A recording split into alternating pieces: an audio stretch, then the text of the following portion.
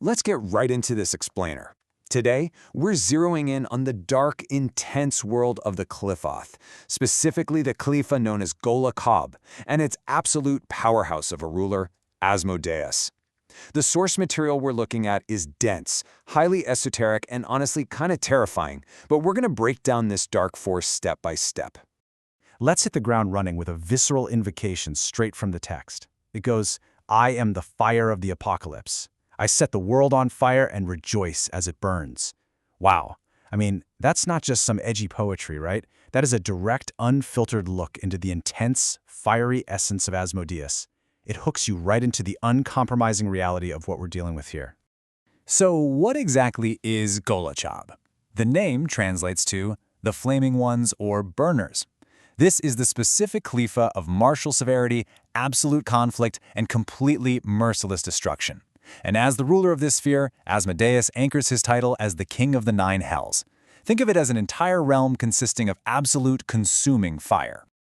Part 1. The base material, archetype, and manifestation. It's absolutely crucial we establish what this entity actually is at its core. The text is super clear. Asmodeus is the dark god of violence, rage, and bloodshed, the king of the incubae. He's this uncompromising, intensely wrathful force whose entire purpose is to completely shatter the cosmic order. We're talking about the ultimate archetype of destruction. He doesn't just dismantle things, he literally incinerates them. And the way he manifests? Terrifying. The source sets up this brutal contrast. Visually, he appears with a face that's constantly bloodied, described literally as flayed, formless meat. But it's the auditory manifestation that really gets under your skin. His voice isn't words. It's the clanging of iron and the screaming of thousands of the mad. We're talking about raw, unfiltered chaos, just absolutely assaulting the senses. Part 2. The fire, qualities and principles. Let's look at what Asmodeus actually embodies, because it's a list of wild, seemingly contradictory extremes. On one side, you have luxury, gambling, wealth, and success. But then right alongside that, he embodies lust, promiscuity, extreme violence, war, vengeance, and wrath. It's fascinating, isn't it? How worldly luxury and absolute, merciless destruction are completely intertwined here.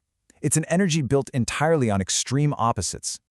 Building on those extremes, his core principles are intense. The source material outlines a total, unapologetic rejection of orthodox dogmas. It's about eradicating any claim to absolute truth. And here's the wild part. Asmodeus actually utilizes pain and desire as literal fuel. The endgame? Shattering spiritual limitations. His principles act as a raging fire that burns away stagnation. He treats societal rules and dogmas like chains, and those chains simply have to be broken for the spirit to be free.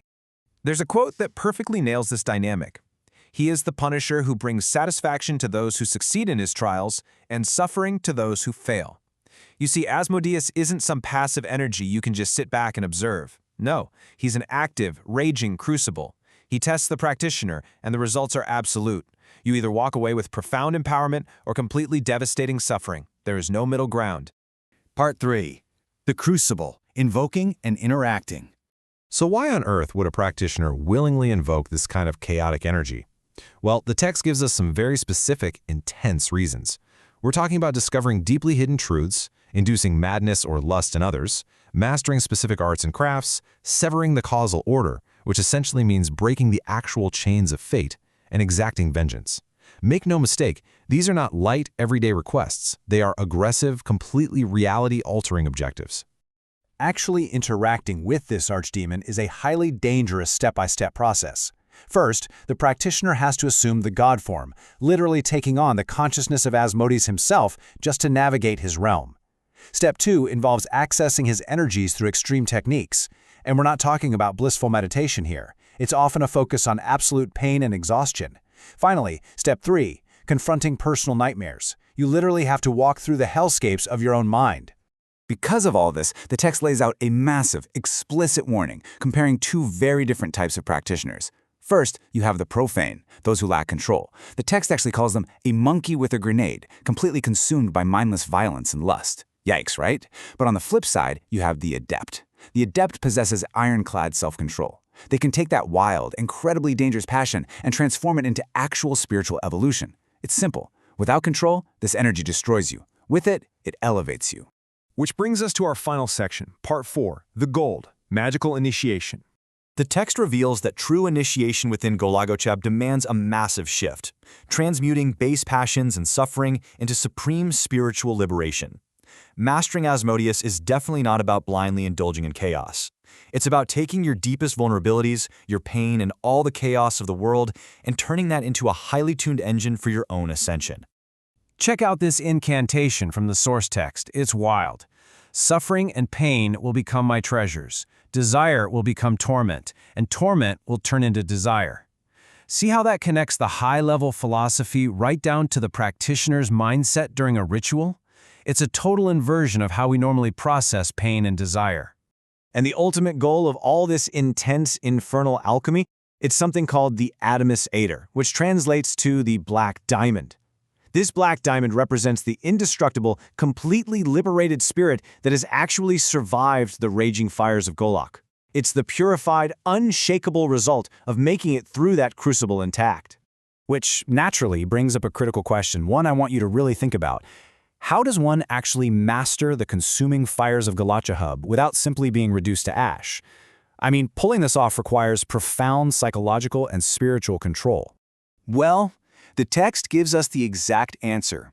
By awakening the inner black flame to incinerate the limiting, created universe within. It's this intense process of intentionally burning away your own internal illusions, your strict orthodoxies, and all those societal dogmas holding you down. You aren't just standing in the fire hoping not to get burned. You have to literally become the fire. So the real esoteric lesson here is incredibly profound. A true magician doesn't run away from their lowest nature. They explore it fearlessly so they can completely conquer it. That perfectly summarizes the immense psychological depth hidden within the left-hand path and the Qliphotic darkness. You have to face the absolute darkest parts of yourself to master them. As we wrap up this explainer, let's reflect on one last powerful invocation from the source. Let the new life arise from the ashes of the old. It's a deeply resonant thought that completely encapsulates this entire cycle of destruction and rebirth that Asmodeus so fiercely represents. And I'll leave you with this final stark thought. When you face these intense energies, the ultimate choice is this: to burn mindlessly in the fires of passion, just like the profane do, or to exert profound control and forge your spirit into that indestructible Adamus Ader. So what limitations do you need to burn away in your own life? Thank you so much for joining me on this explainer. I really hope it sparked your curiosity to dive even deeper into these complex concepts.